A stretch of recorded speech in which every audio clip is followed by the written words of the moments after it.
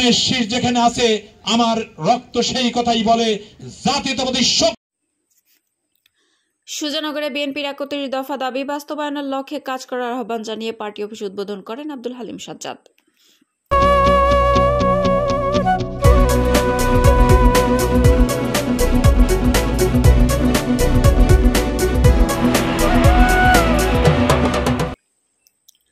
আসসালামু আলাইকুম।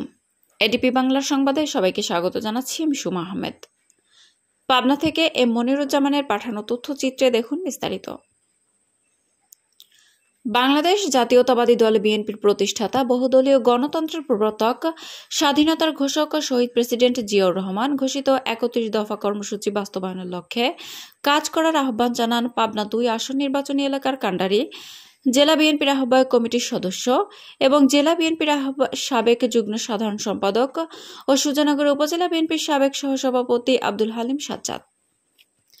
গতকাল সোমবার পাবনার সুজানগর উপজেলার হাটখালী ইউনিয়ন বিএনপির পার্টি অফিস উদ্বোধন শেষে আলোচনা সভায় প্রধান অতিথির বক্তব্য রাখেন আব্দুল হালিম সাজ্জাদ।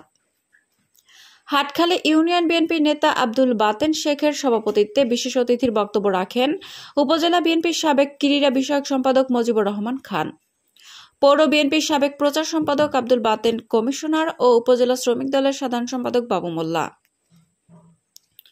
এ সময় আরও বক্তব্য রাখেন বিএনপি নেতা Panna Chowdhury, Babu member, Lalu member, Kamrul member, Bablu member, Saeed member, Helal member, Shahin Biswas, Abdul Kader doctor, Habibur Rahman, অবসরপ্রাপ্ত পুলিশ সদস্য নায়েব আলী, উপজেলা স্বেচ্ছাসেবক দলের যুগ্ম আহ্বায়ক মধু বিশ্বাস, শফিকুল ইসলাম, যুবনেতা ইউসুফ আলী টোকন, নবী মোল্লা, মানিক খান, আরিফ বিশ্বাস, শামীম, উপজেলা ছাত্রদলের যুগ্ম আহ্বায়ক আলম মণ্ডল ও নিজামউদ্দিন আজগর আলী ডিগ্রি কলেজ শাখা ছাত্রদলের আহ্বায়ক শাকিল খান প্রমুখ।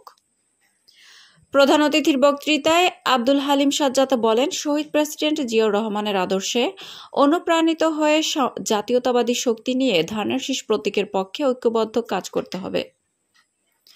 বিগত দিনের আওয়ামী ফ্যাসিবাদী সরকারের অধীনে কোনো নির্বাচন সুষ্ঠুভাবে সম্পন্ন হয়নি।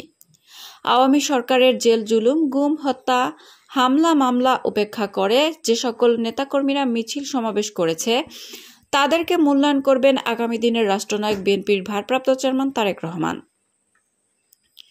তিনি আরও বলেন, আমাদের নেত্রী মমতাময়ী মা এবং আপসহীন নেত্রী বিএনপির চেয়ারপারসন বেগম খালেদা জিয়াকে বাসায় অবরুদ্ধ করে রেখেছিল ওই জুলুমবাজ সরকার। এরপর নেত্রীকে গ্রেফতার করে একটি পরিত্যক্ত নির্জন কারাগারে রেখেছিল। তাকে আটকে রেখে দিন দিন মৃত্যুর দিকে ঠেলে দেয়া হয়েছিল। দেশনেত্রী বেগম খালেদা জিয়া এখন মুক্ত। আগামী রাষ্ট্রনায়ক জনাব তারেক রহমানও খুব শীঘ্রই দেশে ফিরবেন। তিনি বিগত দিনের সব মান অভিমান ভুলে ঐক্যবদ্ধ হয়ে ধানের শীষ প্রতীকের পক্ষে কাজ করার আহ্বান জানিয়ে পার্টি অফিস উদ্বোধন করেন। জিয়াউর রহমানের ধানের শীষ যেখানে আছে আমার রক্ত সেই কথাই বলে জাতীয়তাবাদী শক্তি আমার মধ্যে আছে। তাই আপনাদের কাছে আমি কখনো কোনো নির্বাচন করি নাই, আল্লাহ পাক ভাগ্যে লিখেছে কিনা তাও জানি না।